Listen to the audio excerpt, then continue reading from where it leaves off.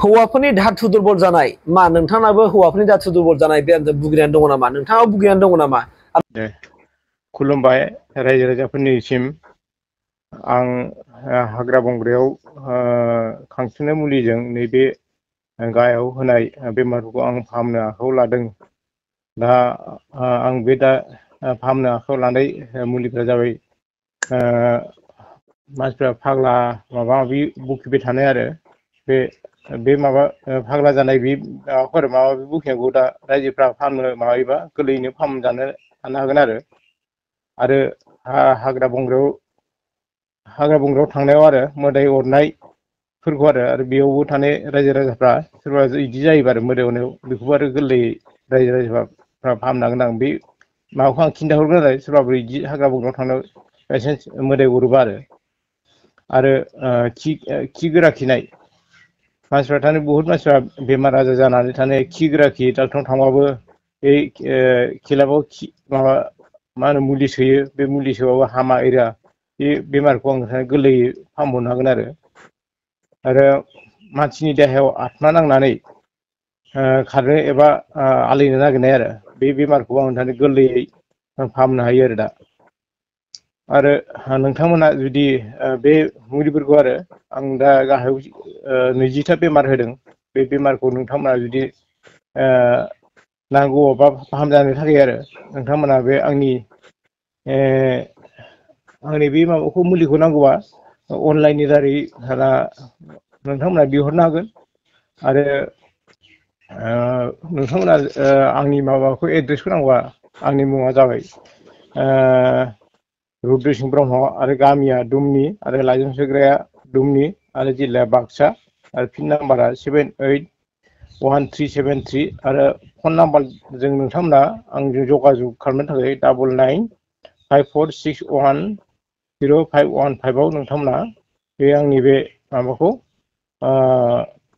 नाम्बारखौ लानानै नोंथांमोना आंजों जगाजग लाना बे मुलिफोरखौ लांफैनो हागोन बा अनलाइननि दारै बिहरनो हागोन बे बेमारखौ फाहामनायाव बिदिनो बेसेबांसो सम लायो फालाय?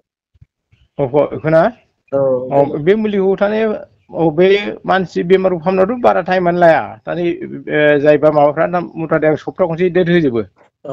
बे सप्ता खनसेयावनो माबाजोबो बे हापानियाबोथ' दानि मथा मथि सप्ता खनसेयावनो हामो आरो बे माबाया मा होनो हाग्रा बंग्रा मोदायाव थांनायाथ' मथा मथि आधा घन्टा मोदाय अरनाय एरियाफ्रा बे आधा घन्टायावनो हामो आरो बै फाइल्सआबो बेबो मथा मथि सानथाम खि सानब्रै बेयावनो हामखागोन आरो पेरालाइसिसा मोनसे मा होनो एसे नेम निथि माबानांगौ बेयो नेमखौ फालिबानो साननै सानथामावनो दानो आराम मोनो आरो बे पेरालाइसिस माबाफ्रा आरो फाग्ला जानायनाथ' मथा मथि लोगो लोगो फाहामनो हाखायो बे फाग्ला जानायनि माबाफोरखौ एसेल' नेम दङ बेयाव नेमखौ माने बुहुत मानसियानो मिथिया बिदि बेखायनो आङो दा बै रायजोफ्रा इसिबां मानसिया थानाय माना दं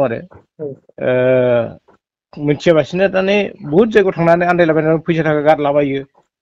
बिनि थाखायनो दाने आङो बै माबाखौ दा बे अनलाइनाव होनानै रायजोफोरखौ दाना मिथिहोनो थाखाय माबा खालामदों दा जाय सुबुङा दाने गोरलै फाहामजानो थाखाय दा बे मुलिखौ लांफैनो हागोन आं बे किसुमान बाथ्राखौ आङो खुगाजों बुंहरनानै फाहामहरगोन बै बेमारिफोरखौ बे माबाया केन्सारालाय? हा केन्सार बेरामा? केन्सारखौ आं केन्सारखौ माने बियो मुलिनि दारै बियो माने आं बिथोरनिखौ फाहामनो हाया दानि सायाव जानाय बेमारखौ आं फाहामगोन बे गाराय गाराय जानायखौ बेखौ आं फाहामगोन बेनो ओमफ्राय बे मा होनना बुङो बेफोरनि बे हौवाफोरनि गुथिया फारसे देरसिन थारसे माबा जानाया बे मा? माबा सिरा बारायनो होनना बुङो आं दा बे सिरा बारायनायाथ' आं दा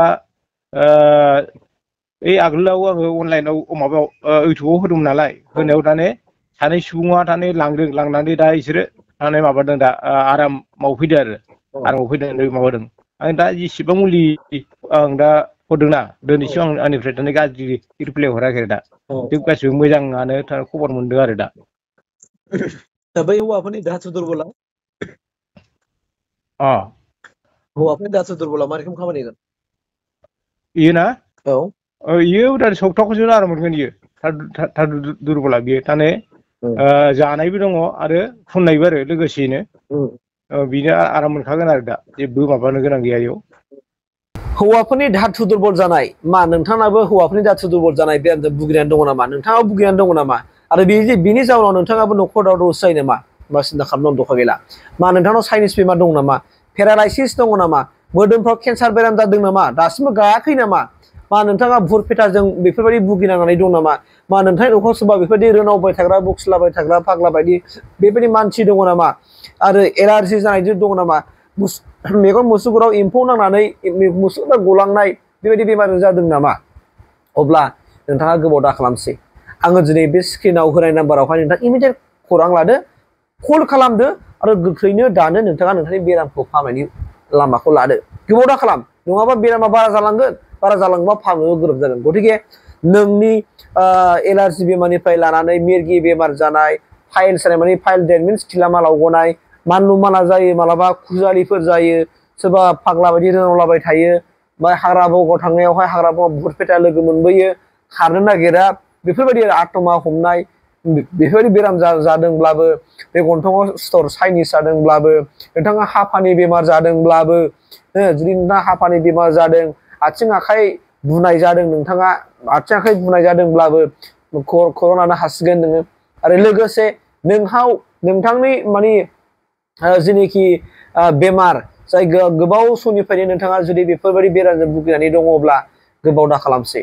दानो गोख्रैनो नोंथाङा कन्टेक्ट खालामनानै बे बाक्सा जिल्लायाव थानाय दुमनि होननाय गामिनि सासे फाहामगिरि, बेमार फाहामगिरि रुद्र सिंह ब्रह्मनाव इमिडियेट कन्टेक्ट खालामदो आरो कन्टेक्ट खालामनानै नोंथाङा थाबैनो फाहामनानै लाबानो जाबाय। नोंथाङा कल खालामनानै सोंहर, प्रसेसखौ सोंहर, माबोरै जागोन, मारै जागोन, बोरै हामनो हागोन, मा खालामनांगोन बेखौ नोंथाङा माने कल खालामबानो जाबाय आरो कल खालामनानै बेखौ लोगो हमनानै थाबैनो फाहामनानै लादो। मानोना बेमारखौ इसिबां बारा लाहोनाङा। दा आङो बेजों माखासे कल रेकर्डिं रायलायनाय आङो जुदि सुबिदाफोर जायोबा आं दा होनोसै, नोंथांमोना बे कल रेकर्डिं खोनासंनो हागोन। दा गतिके नोंथांमोना बेफोरबायदि बायदि रोखोमनि बेमार जोंनाव बांसिन जायो दा माने मा होननानै बुङो हापानि बेरामबो जायो जोंनाव। ओमफ्राय बे हौवाफोरनि धातु दुर्बलाबो जाया नङा जायो। आरो हौवाफोरनि बे माने गुथिया फारसे बारायनाय देरसिन दुइसिन थाया नङा होमबा? बेसो थायोब्लाबो नोङो माने कन्टेक्ट खालामनो हागोन। बे खिलामा लावगनाय, हासुदै आलौनाय, बुहुद आलौना हासुदैफ्रा बेबायदि आलौनाय जादोंब्लाबो, मोदोमफ्राव एलार्जि जादोंब्लाबो, न'खराव सोरबा मिरगि बेमार जादोंब्लाबो, बुहुद पेटा लोगो मोननाय जादोंब्लाबो, हारा बुङाव थांनायाव लोगो मोनबोनाय, ओमफ्राय आं दहाय बुंखाबाय बेफोरबायदि बायदि रोखोमनि बेमार 20टा रोखोमनि बेमारजों नोंथाङा जुदि भुगिनानै दङब्ला दानो दिनैनो आंनि बे स्क्रिन नाम्बाराव होनायाव कन्टेक्ट खालामबानो जाबाय। आं बेखिनिखौ नोंथांमोननि आपडेटखौ होनाय जाबाय। इमिडियेट गोबाव दा खालाम, मानोना नों जेसेबां थागोन बेमारा बारा जागोन। स' गतिके कन्टेक्ट नाम्बार होखादों, मोजाङै सुरु ला, खौरां लाहर आरो खौरां लाहरनानै माबोरैबा मा खालामनांगौ बाहा लोगो हमगोन। बे बाक्सा जिल्लानि दुमनि गामियाव जोनोम मोननाय फाहामगिरि बे रुद्र सिंह ब्रह्मनाव नोंथांमोना इमिडियेट कन्टेक्ट खालामना होबानो जाबाय। गोजोन्थों।